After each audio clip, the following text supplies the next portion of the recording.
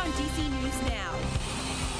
Metro finally finishing red line repairs ahead of schedule and just in time for New Year's Eve. They came to rescue when they went in a time like this.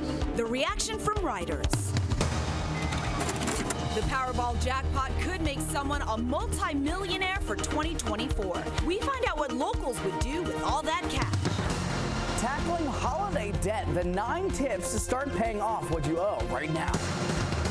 Plus, the social media crackdown happening in the DMV. Why leaders say enough is enough. An off-duty Prince George's County police officer carjacked in a busy part of the county where the investigation stands. You're watching the station covering all of the DMV. This is DC News Now. Hi, friends. Thank you so much for joining us on DC News Now at 7. I'm Susan Tran. Chris Flanagan and Thusmeen Mahfouz are off. Let's get right over to meteorologist Damon Matson.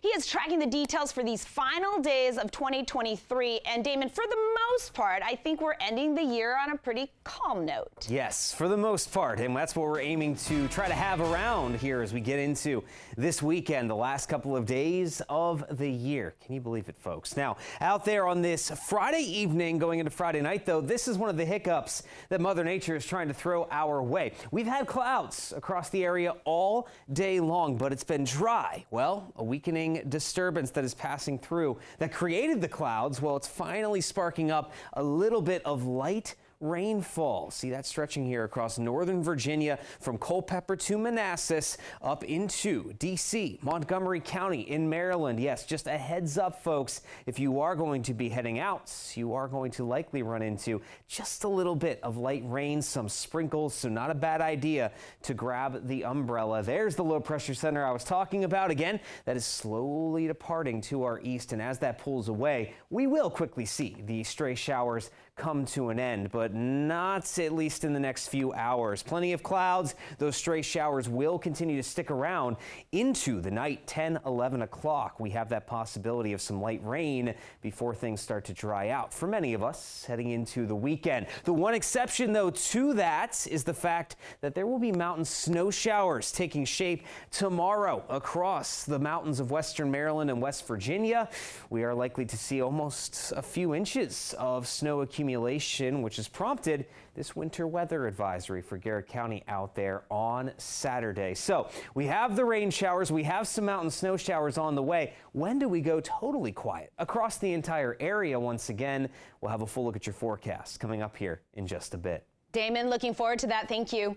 The Red Line service is back to normal tomorrow. Got really excited about that. WMATA saying not only did the critical repair work finish early, but also a whole $250,000 under budget. DC News Now's Marielle Carbone has more on what this means for riders who are preparing to celebrate this weekend. Starting Saturday at 7 a.m., Red Line service will be restored. That means passengers taking the Red Line no longer need to hop on one of these shuttle buses to get to where they are going. It's a welcome return to normalcy as we wrap up 2023.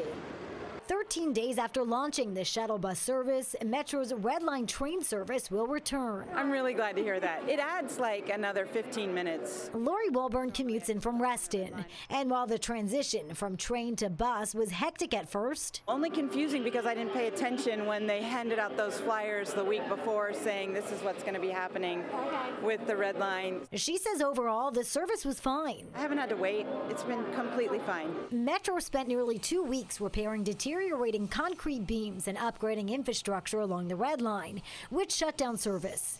And this video shows crews working on the track. While that happened, staff guided people to and from these buses, which shuttled people between impacted downtown stations like Gallery Place. It would look like kind of chaotic, but they did a good job keeping everything in order. Ronald Jackson took the shuttle service for a week and says after some minor bumps, when I came out the elevator, I had to look around the corner and then I seen people standing out there. He was able to get where he was going. They did the best they could and they did a good job. In all, Metro says the buses provided 100 172,000 passenger trips between affected train stops. So again, that service, it returns to normal at 7 a.m. on Saturday. Then for New Year's Eve, Metro is also extending its hours. So whether you're taking the red line or any other line, you'll be able to hop on a train until 2 a.m. Reporting from Chinatown, I'm Marielle Carbone, DC News Now. Let's head to Virginia now, where it was an argument over fentanyl pills in Woodbridge that ended with someone being shot and killed. It happened on Easy Street and Jefferson Davis Highway yesterday. Police say the victim, Patricia Beglin, died there at the scene, and tonight the search continues for the shooter. Police say they're looking for Nicole Pollard. They say Pollard and the victim, they knew each other. Investigators are now offering a $5,000 reward for any information that leads to an arrest. Let's stay in Virginia, where voters do not have to declare a political party to cast a primary ballot. But there's new legislation that could change all of that. The bill would add a space on the Virginia's voter registration for people to identify their political party. And if they don't, the voter would be then designated as an independent. What happens next is the political parties would then have the option to decide if only designated party voters would be allowed to cast a ballot on primary day. Sometimes when there's an incumbent or when there's a chance to vote in the other party's primary, there's some concern about cross-party voting, right? Democrats might go and vote for a Republican that they think is terrible, the hopes that he'll win the primary or she'll win the primary and then stand in the general election. If passed, the law would be in place for 2025, so this would not impact this year's Virginia presidential primary in March. A familiar face returns to FedEx Field this weekend. We're talking about former Commander defensive end Chase Young, but this time he will be in a 49ers uniform. The Commanders traded Young for a third-round pick, but while he was in D.C., Young played 34 games, made 14 sacks, and won Defensive Rookie of the Year. The rumor surrounding his trade, that was because apparently the team believed he had bad habits and was not disciplined. Then there is this roster shakeup. Commanders' first-year starting quarterback Sam Howell could be back at center. Head coach Ron Rivera just recently named backup Jacoby Brissett as the starting QB. But during a news conference today, Rivera is saying that Brissett has a hamstring injury, and the team is set to monitor his status tomorrow ahead of Sunday's matchup against the NFC's #1 seed, the San Francisco 49ers. For more on the Commanders, be sure to keep it right here on DC News Now. We have a full breakdown coming up at 7:45. A heads up if you are making plans for the new year. It is Restaurant Week in Falls Church, Virginia, and this is January 19th through the 28th. You can find cuisine from all around the world right there in Northern Virginia, from Afghan to Bolivian to Japanese. Organizers say Restaurant Week is just a way to celebrate Falls Church's very diverse food scene and promote an increase in visitors. Let's talk about Saturday's Powerball drawing. This is set to be the 4th jackpot this year to be more than $500 million. There was no winner Wednesday night, and the last winning ticket was way back in October 11th. That's when someone in California walked away with a cool $1.7 billion prize. Saturday's drawing it sits at $765 million. If you take the cash payout, all of it right up front, you would be pocketing $382 million. DC News Now's Stephen Cohen has more on how local players would be spending all of that cash.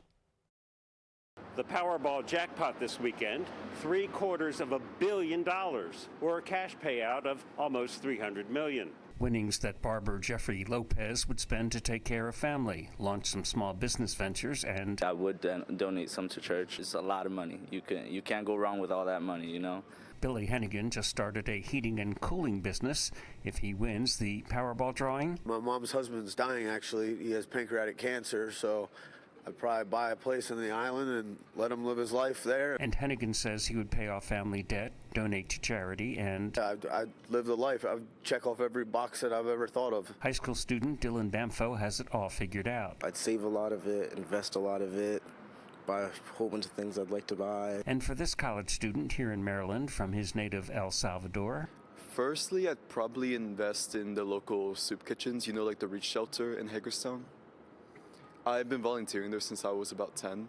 And then with whatever else I have left, I'd probably send it back to El Salvador to my family. The payout will be the 6th largest jackpot in history. Reporting from Hagerstown, Stephen Cohen, DC News Now. The Virginia Department of Health is reporting the first child who's now died from the flu this season.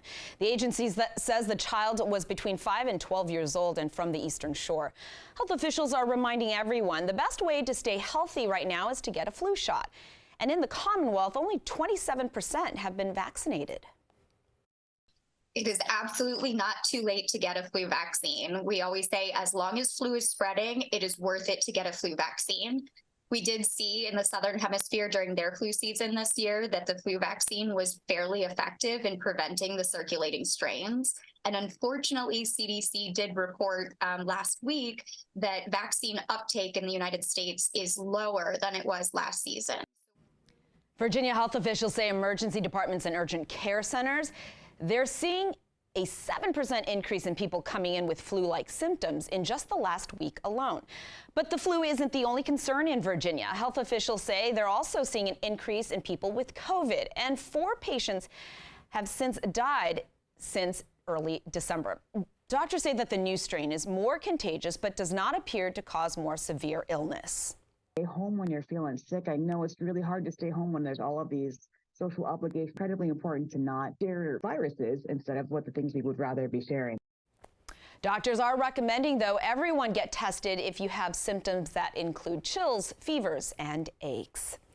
Still ahead at 7:30, we're going to continue that conversation on COVID with a look at that new variant. It's what's going around in the next half hour.